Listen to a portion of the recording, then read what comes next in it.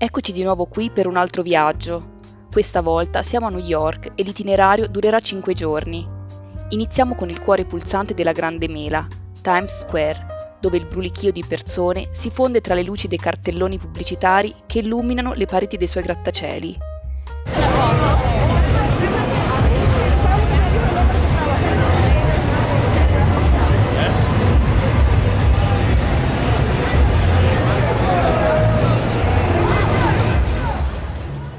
New York è formata da 5 distretti: Manhattan, Brooklyn, Queens, Bronx e Staten Island. Li vedremo tutti. Times Square si trova a Manhattan, il cuore economico di New York. È qui infatti che ha sede anche il distretto finanziario di Wall Street, Central Park e i suoi famosi skyline, i grattacieli, come l'Empire State Building. Costruito tra il 1930 e il 1931, rimase l'edificio più alto al mondo fino al 1967, con i suoi 443 metri. Oggi ci sono altri edifici che lo superano, tra questi il più alto di New York, il One World Trade Center, dove saliremo, alto 541 metri.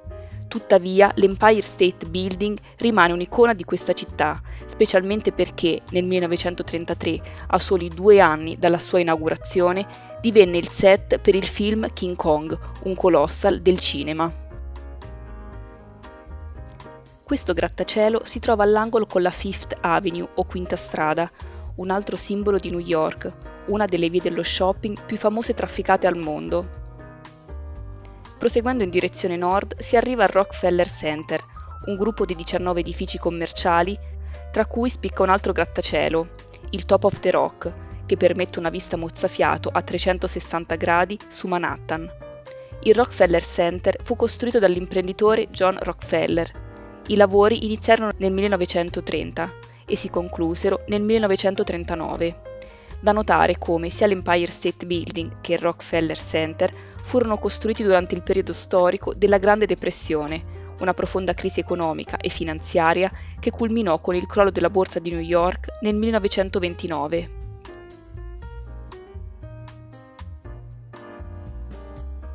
Vicino al Rockefeller Center si trova la chiesa di San Patrizio, il principale luogo di culto cattolico di New York.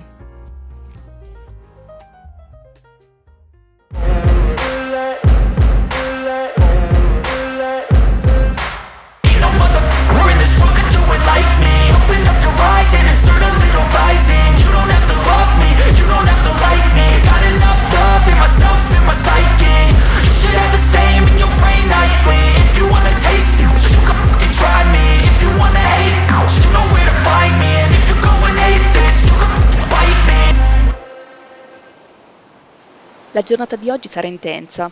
Partiamo presto per prendere il primo traghetto che da Castle Clinton ci porta in uno dei simboli della Grande Mela e di tutto il mondo, la Statua della Libertà. Inaugurata nel 1886, divenne emblema di speranze e riscatto per tutti gli immigrati che da fine Ottocento e durante la prima metà del Novecento attraversavano l'Atlantico in cerca del sogno americano. Dopo Lady Liberty visitiamo Ellis Island, dove si trova il Museo dell'Immigrazione, che un tempo era il luogo in cui i nuovi arrivati venivano registrati. In un altro video vi racconto la storia della Statua della Libertà e di Ellis Island, trovate il link in descrizione. Visto che siamo a sud di Manhattan, andiamo a scoprire un altro distretto di New York, Brooklyn. La parola Brooklyn evoca differenti immagini, alcuni pensano al ponte, altri alla street art, altri ancora alle scene del film Il Padrino. Brooklyn è tutto questo e a poco scopriremo perché. Iniziamo attraversando il famoso ponte che fu completato nel 1883 e passa sopra il fiume East River, che collega Manhattan a Brooklyn. Fu il primo ponte costruito in acciaio e per molto tempo rimase il ponte sospeso più grande al mondo. Appena giunti sulla sponda del quartiere, a sinistra si può raggiungere Dumbo, un quartiere piccolo tra il Manhattan Bridge e il ponte di Brooklyn, mentre sulla destra si può passeggiare per la Brooklyn Heights Promenade, una piattaforma di 557 metri con vista sui grattacieli di Lower Manhattan. Attualmente Brooklyn è il distretto più popoloso di New York. Secondo il censimento del 2020, la città di New York conta 8.800.000 abitanti, di cui circa il 30% vive qui. Brooklyn ha da sempre avuto un fascino multietnico. Durante gli anni delle grandi migrazioni, molti stranieri si stanziarono qui, formando delle vere e proprie enclavi etniche, tra queste italiani, ebrei, russi, cinesi, ispanoamericani. New York e altre città degli Stati Uniti videro la nascita e lo sviluppo della mafia. Come spiega il giornalista Selvin Raab, molti italiani che dalla Sicilia si stabilirono qui riproposero le stesse modalità di gestione criminale. A New York, nei primi anni del Novecento, si formarono le 5 grandi famiglie che tuttora controllano le attività illecite nei 5 distretti. Per quanto riguarda gli ebrei, a fine Ottocento la maggior parte di loro viveva in Russia. Tra il 1880 e il 1920, a causa delle persecuzioni, oltre 2 milioni lasciarono la Russia e di questi circa il 90% si rifugiarono negli Stati Uniti. A Brooklyn si trovano soprattutto nel quartiere Borough Park. Un quartiere che si distacca per il suo carattere alternativo è Bushwick.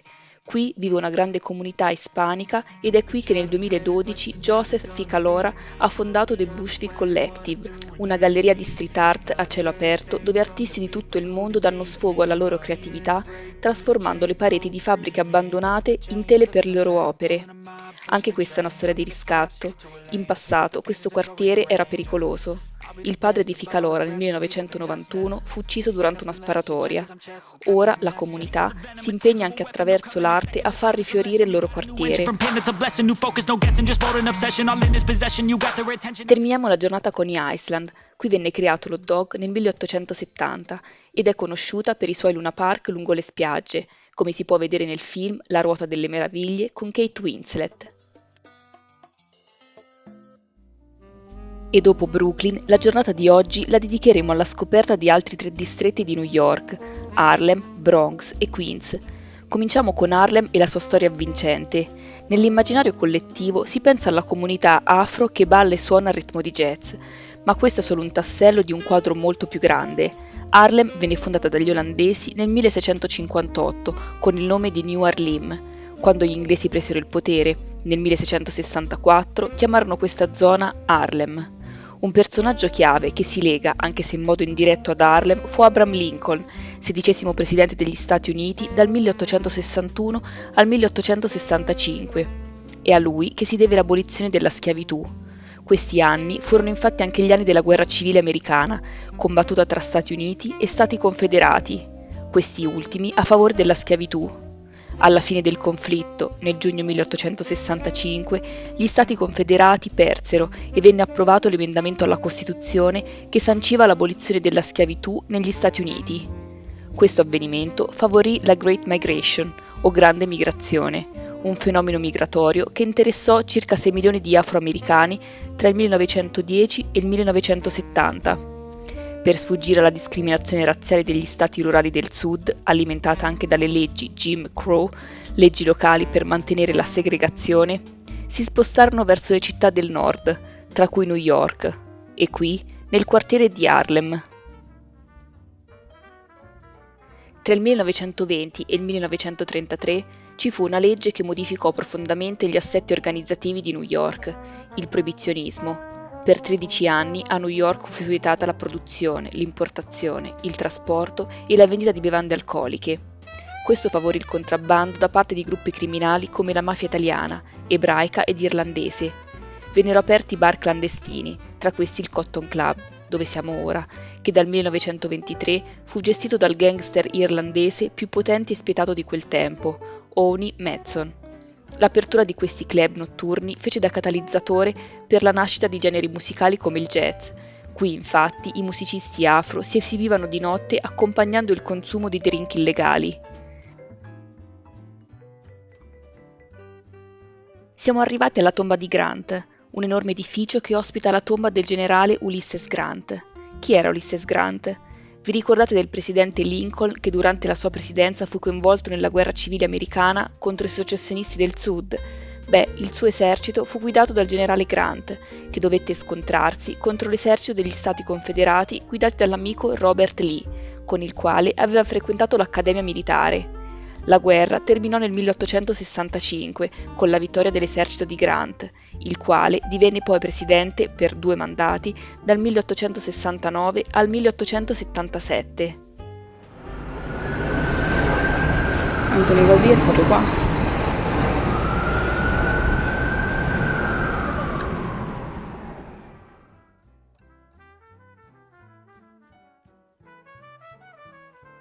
Questo è l'Apollo Theatre, un'altra mecca della musica afro. Fu aperto come centro musicale a fine Ottocento ed ospitò nei decenni successivi l'Amateur Night, una notte dedicata alla scoperta di talenti musicali, che lanciò le carriere di artisti come Ella Fitzgerald e Michael Jackson.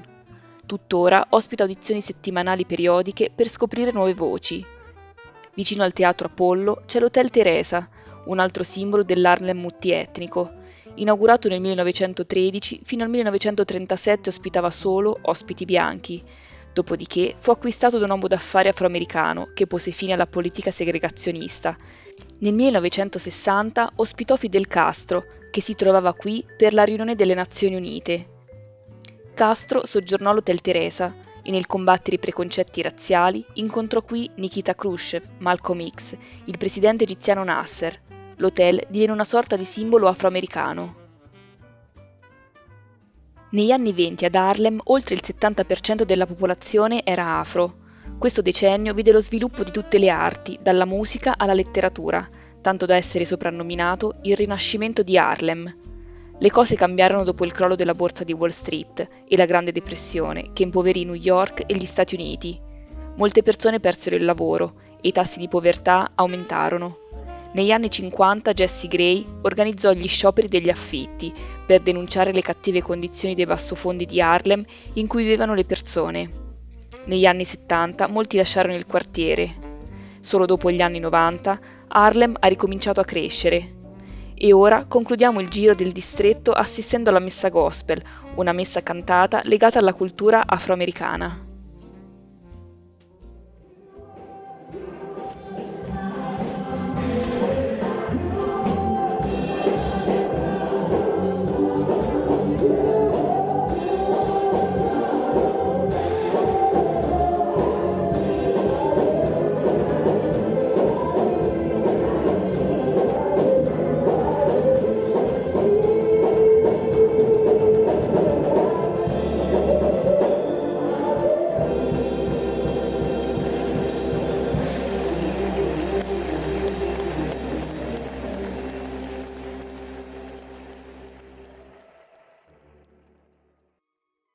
Siamo arrivati nel sud del Bronx, una delle aree che più ha ispirato la fantasia dei registi hollywoodiani. Mentre i protagonisti di Harlem sono gli afroamericani, qui nel Bronx sono i portoricani. Ma partiamo dall'inizio. Durante le migrazioni europee di fine Ottocento e inizi Novecento divenne il centro nevralgico per irlandesi, italiani e tedeschi. Con la grande migrazione, dal 1910 ospitò gli afroamericani. I portoricani iniziarono ad arrivare dopo la Seconda Guerra Mondiale. Il Porto Rico divenne una colonia americana nel 1898. Nel 1949, con l'operazione Bootstrap, il governo portoricano cercò di risollevare l'economia del paese favorendo investimenti statunitensi. Fu così che tra il 1940 e il 1970 centinaia di migliaia di portoricani lasciarono il paese per trasferirsi a New York. Spesso per far riferimento a qualcosa di caotico, diciamo è il Bronx. L'espressione trae origine dagli anni più duri che visse questo distretto negli anni 60 e 70, quando era l'area più pericolosa di New York. Come racconta il fotografo portoricano Ricky Flores, che in questo periodo era un adolescente, i veterani della guerra in Vietnam iniziarono a fare uso di eroina. Dopodiché cominciarono gli incendi di origine dolosa. Nacquero gangs che mettevano a ferro e fuoco la città in continue guerriglie urbane con altre bande. La comunità era in un costante stato di allerta e paura. La polizia, in un momento in cui il sud del Bronx sembrava una terra senza legge, alcuni poliziotti cercavano di farla rispettare. Il più famoso distretto di polizia fu il 41esimo, chiamato Fort Apache, che ispirò il film Fort Apache, The Bronx, del 1981, interpretato da Paul Newman nelle vesti di un valoroso poliziotto. È in questo contesto che si sviluppò l'hip hop come forma di protesta pacifica all'emarginazione sociale che i giovani stavano vivendo. Dal 1980 e per tutti gli anni '90, il governo iniziò ad investire nel quartiere finanziando la costruzione di nuove strutture residenziali e nel 2009 dello Yankee Stadium, uno degli edifici sportivi più importanti di New York. Sebbene il degrado degli anni '70 sembra superato, è considerato ancora una zona poco sicura, specie dopo il calar del sole. E infine siamo giunti nel distretto di Queens. Secondo il censimento del 2020, Queens è la contea più grande della città di New York e la seconda per numero di abitanti. È inoltre il luogo in cui si parlano più lingue al mondo. Ora stiamo attraversando il quartiere Malva, da sempre caratterizzato da alti standard qualitativi. A mezz'ora dalla città offre sistemazioni immerse nella natura. Uno dei luoghi di aggregazione è il parco Flushing Meadows Corona Park. Appena arrivati ci accoglie l'Unisfera, una terra in acciaio inox di 37 metri di diametro e 320.000 kg di peso, il più grande globo al mondo. Fu costruita per l'Expo di New York del 1964, il cui tema era Peace Through Understanding, la pace attraverso la comprensione. L'Unisfera voleva rappresentare l'interdipendenza tra le nazioni del mondo. I feel like I'm losing my mind. Is everybody in the world blind? Please, Lord, give me a sign, a sign. I feel like I'm losing my mind. Is everybody in the world blind? Please, Lord, give me a sign, a sign. I wanna be the greatest. Everybody on their fake shit. I look around and feel like everybody is the fakest. I make this every day and I'm impatient, hoping one day La giornata di oggi la dedichiamo alla scoperta del West Side di Manhattan, il lato ovest del distretto. Partiremo da Central Park fino a raggiungere i quartieri di Little Italy e Chinatown al sud. Eccoci a Central Park, il più grande parco pubblico di Manhattan. È un vero e proprio polmone verde in cui i newyorkini trovano rifugio dalla vita frenetica della città che non dorme mai.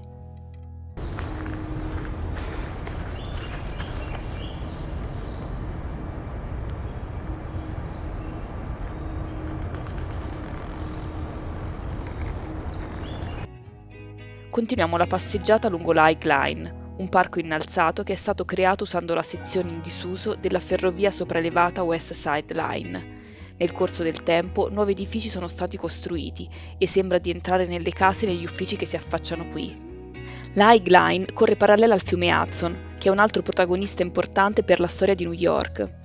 Finora abbiamo parlato del periodo della guerra civile americana tra gli anni 1861 e 1865, del periodo delle grandi migrazioni degli afroamericani dal sud, degli europei e di altri popoli durante il 1900. Ma facciamo un salto indietro e andiamo alle origini. L'esploratore italiano Giovanni da Verrazzano fu il primo a giungere nel 1524 in quella che oggi è conosciuta come Baia di New York. Dopodiché, nel 1609, giunse l'esploratore inglese Henry Hudson, da cui il fiume prende il nome.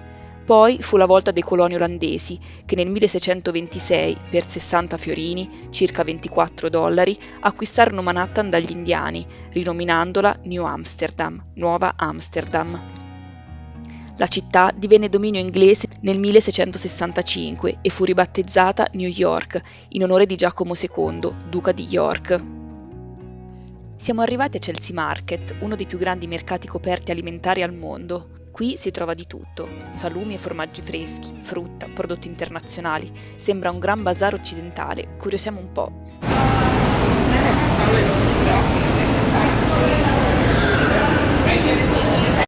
Proseguiamo verso un altro parco artificiale di recente costruzione, aperto nel 2021. Si tratta di Little Island, un parco galleggiante sospeso sul fiume Hudson. Dei percorsi che si snodano su questa piattaforma verde accompagnano il viaggiatore alla scoperta di questa oasi di New York. Stiamo passando ora attraverso Washington Square Park per raggiungere un altro simbolo iconico di New York, la caserma dei pompieri usata come set per girare Ghostbusters.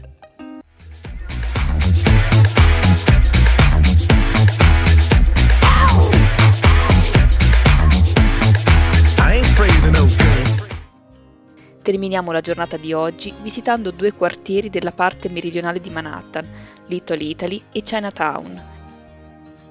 Come si intuisce dal nome, il primo è così chiamato perché molti italiani durante il 1900 si trasferirono qui. Tuttavia, dagli anni 50, gli italiani hanno iniziato a trasferirsi in altri quartieri e la vicina Chinatown, popolata da cinesi, ha iniziato ad inglobare Little Italy.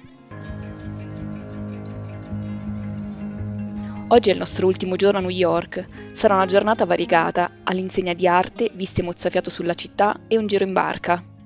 Cominciamo andando a visitare il MoMA, il Museum of Modern Art, Museo di Arte Moderna, che raccoglie una ricchissima collezione di opere d'arte moderna e contemporanea, non solo dipinti, ma anche fotografie, sculture e opere multimediali.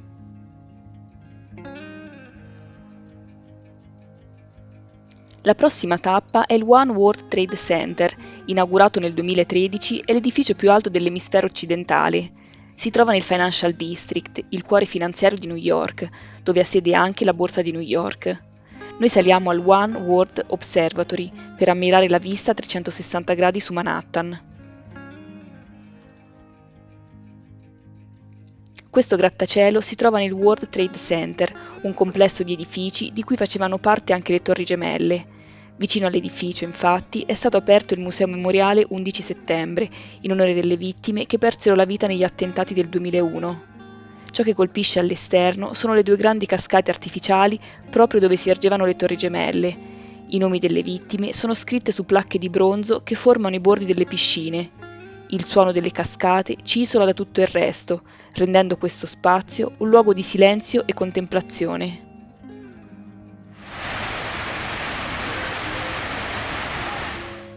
Prendiamo Broadway Street per arrivare fino al Charging Bull, o toro di Wall Street, installato nel quartiere finanziario a fine anni '80 come simbolo di ripresa economica dopo il crack finanziario del 1987. Ci spingiamo ora fino al punto più meridionale di Manhattan, al molo di South Ferry, per prendere uno dei traghetti arancioni che ci portano a Staten Island, il quinto e ultimo distretto di New York. Il traghetto non si paga e viene usato soprattutto dai residenti per spostarsi dalla contea a Manhattan. È anche un modo vantaggioso e gratuito per ammirare la Statua della Libertà. Noi andiamo nel tardo pomeriggio. La bellezza di Staten Island è quella di poter ammirare Manhattan al tramonto.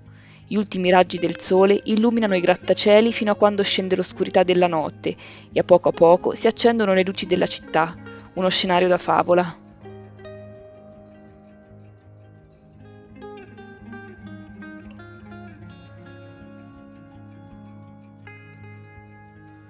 Anche questo viaggio è giunto al termine. Quello che mi lascia New York è il volto di una città dalle mille sfaccettature. Tanti popoli hanno contribuito a plasmare il suo carattere alternativo, contraddittorio, a tratti spigoloso e difficile. Voglio continuare a credere che il sogno americano esista, che esista nelle università che fanno ricerca, nella speranza delle persone in cerca di libertà, nei giovani che vogliono investire nel loro futuro e in quelli che vogliono riscattarsi. Grazie e al prossimo viaggio!